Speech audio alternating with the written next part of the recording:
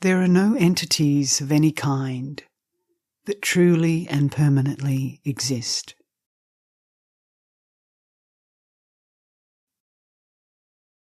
All the phenomena of both samsara and nirvana,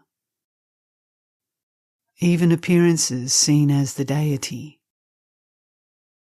and sounds heard as mantra, are projections of the mind.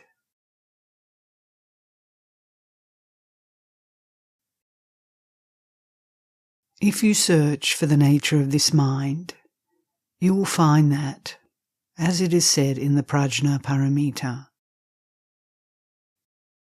mind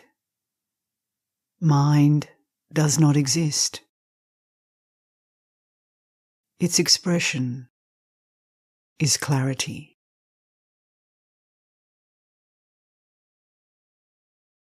What we normally call the mind is the deluded mind,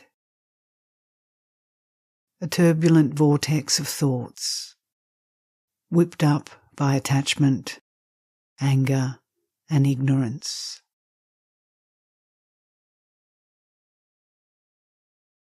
This mind, unlike enlightened awareness, is always being carried away by one delusion after another. Thoughts of hatred or attachment suddenly arise without warning, triggered by such circumstances as an unexpected meeting with an enemy or a friend. And unless they are immediately overpowered with the proper antidote, they quickly take root and proliferate, reinforcing the habitual predominance of hatred or attachment in the mind, and adding more and more karmic patterns.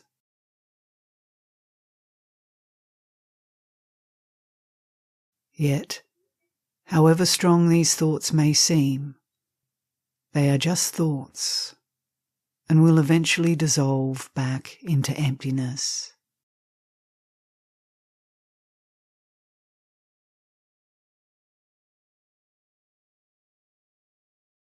Once you recognize the intrinsic nature of the mind, these thoughts that seem to appear and disappear all the time can no longer fool you. Whenever a thought develops, recognize it as being empty.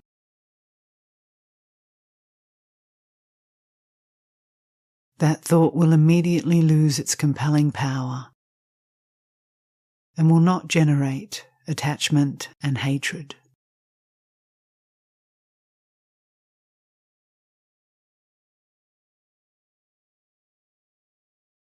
And once attachment and hatred are gone, realization of the perfectly pure Dharma will unfold naturally from within.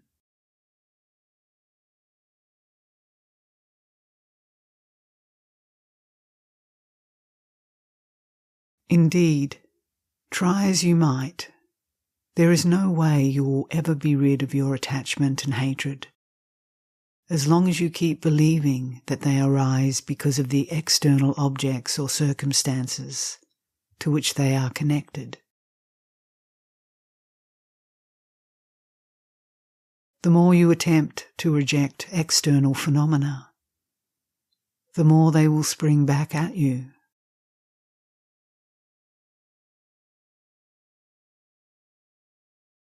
Therefore, it is important to simply recognize the empty nature of your thoughts and just allow them to dissolve.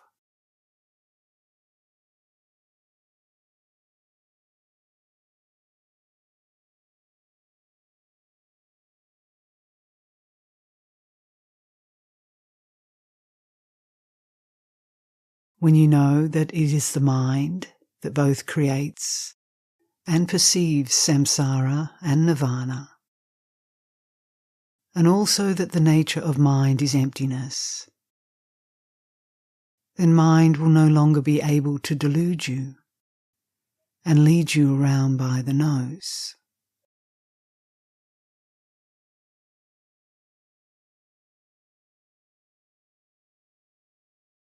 Our perceptions are coloured by delusions, in the same way that the vision of a person with jaundice is coloured by the bile in their eyes, making them see a white conch as yellow. It is clinging that makes the mind project its delusions onto appearances. As soon as the mind perceives something, it clings to that perception. Then it appraises the object as being desirable, offensive, or neutral. Finally, taking action on the basis of this distorted perception with desire, aversion, or indifference, it accumulates karma.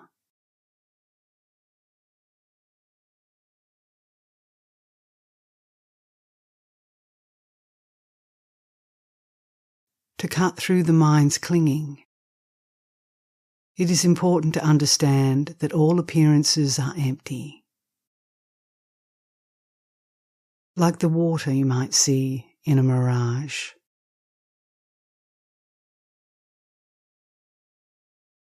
Beautiful forms are of no benefit to the mind, nor can ugly forms harm it in any way.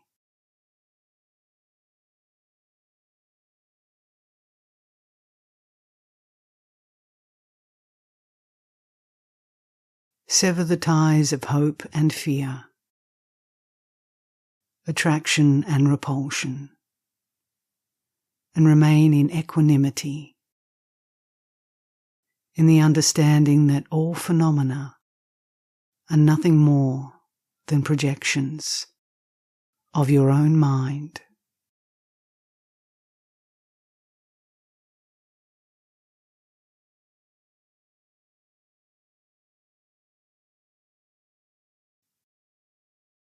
Just as clouds form, last for a while, and then dissolve back into the empty sky, so deluded thoughts arise, remain for a while, and then vanish in the voidness of mind.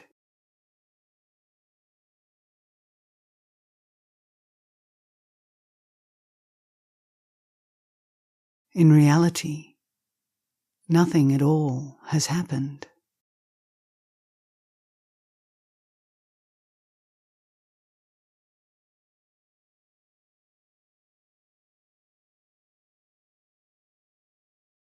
When sunlight falls on a crystal, lights of all colours of the rainbow appear. Yet they have no substance that you can grasp.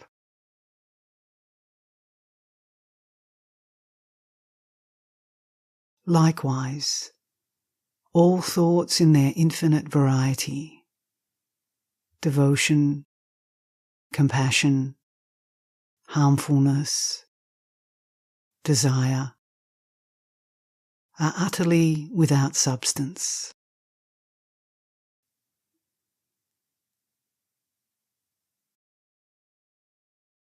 There is no thought that is something other than emptiness.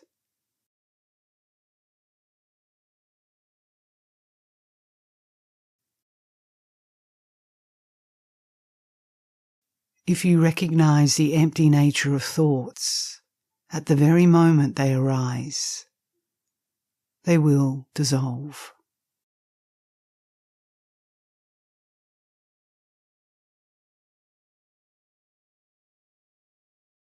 Attachment and hatred will never be able to disturb the mind. Deluded emotions will collapse by themselves.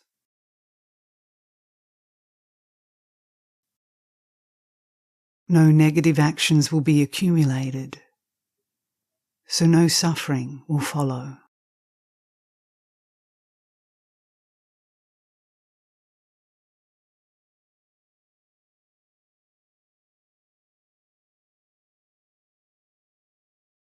If you practice without falling prey to thoughts, your own innate Buddha nature will begin to emerge.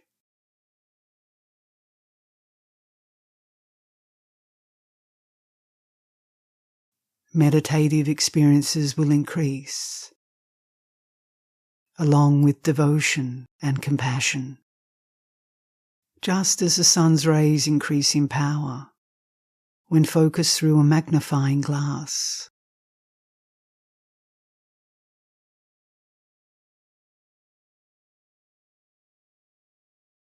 Once you see that all phenomena of both samsara and nirvana are just fabrications of mind, and that the nature of mind is empty, then transmuting impure perception into pure perception is not a problem.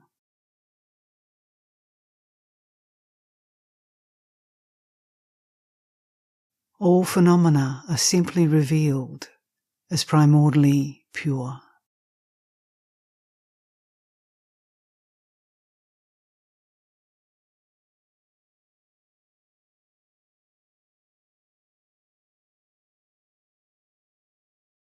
From this spark of recognition, wisdom grows like a fire spreading through a dry forest.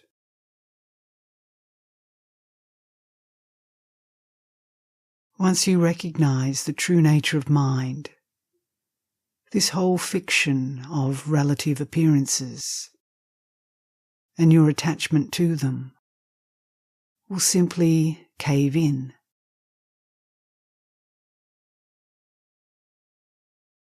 Good and bad, attraction and repulsion, lose their compelling flavors and melt into one taste.